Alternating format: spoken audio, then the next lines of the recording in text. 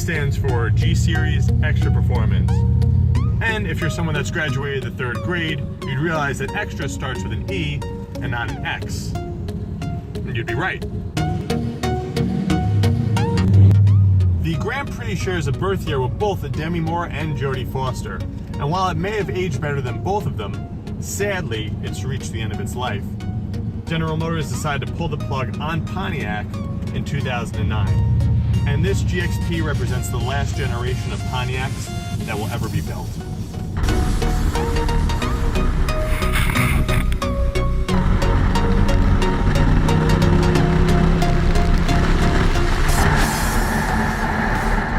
So, what makes the GXP special? Is it even special at all? And if it is special, is it a good kind of special, or is it wears a helmet and rides a short bus special? Well, that's what we're here today to find out. So there's a few cues on the car that tells you that this isn't your average 4-door sedan. It has red brake calipers, vents on the front fenders, a spoiler, and also 18-inch aluminum wheels. Or as the British would say, aluminium. The GXP sort of reminds me of one of those nerdy girls that you see in movies. She slaps on a little bit of makeup, a little bit of jewelry, and she turns into prom queen. I gotta tell you, if the GXP is prom queen, she's definitely one of those murderous, rampagey type of prom queens that kills everybody. And that's just what we like.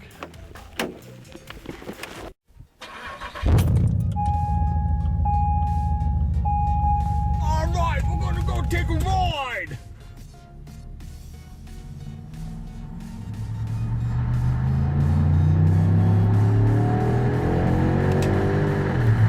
Under the hood, you have a massive 5.3-liter V8 engine, turning out 303 horsepower and 325 foot-pounds of torque. That's enough power to get the GXP to do 0 to 60 in 5.6 seconds and clear the quarter mile in just over 14 seconds. That's faster than a current Mercedes E350 and a BMW 330. In fact, when the GXP was released, it was the most powerful front-wheel drive production car in the world. At the time, the Chrysler 300C was its direct competition. But unless you want to look like a failed drug dealer, I would go with the GXP. I love the sound of the car. It has a really calm, gentlemanly kind of rumble. It's not loud or overbearing.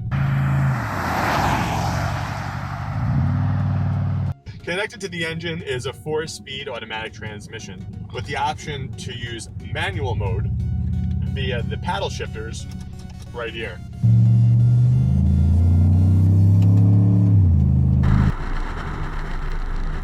Some GM cars have been known to fall short in the braking and suspension department, sort of like that dude at the gym that definitely skipped leg day.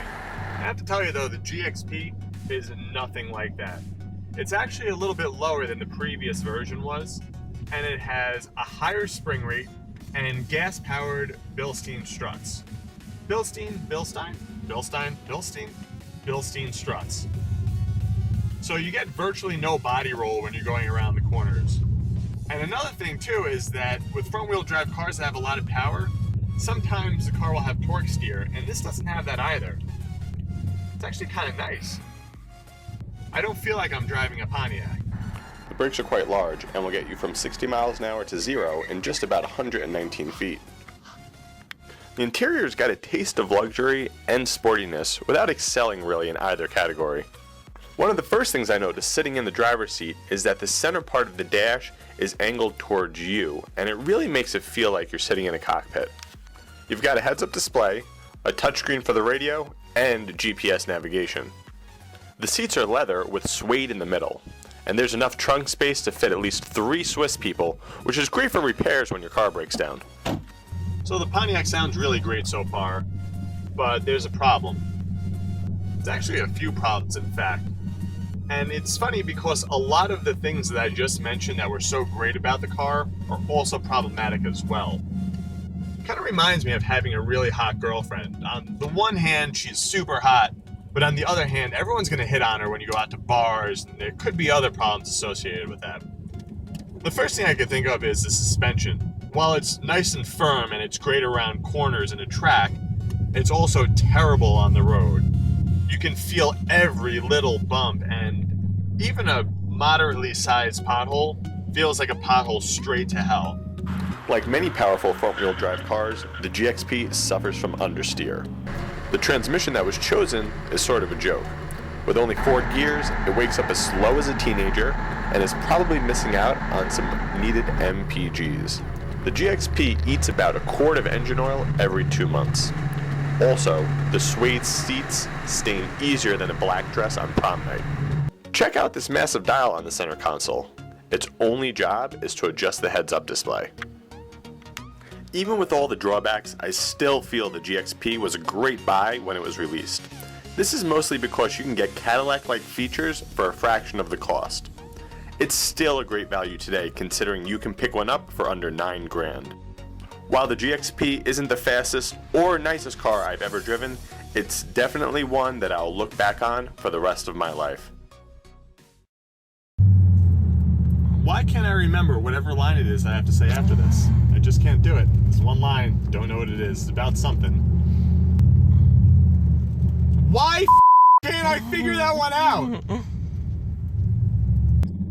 Connected to the engine is a 4-speed automatic transmission with the option to use mattle mode via the mattles right here.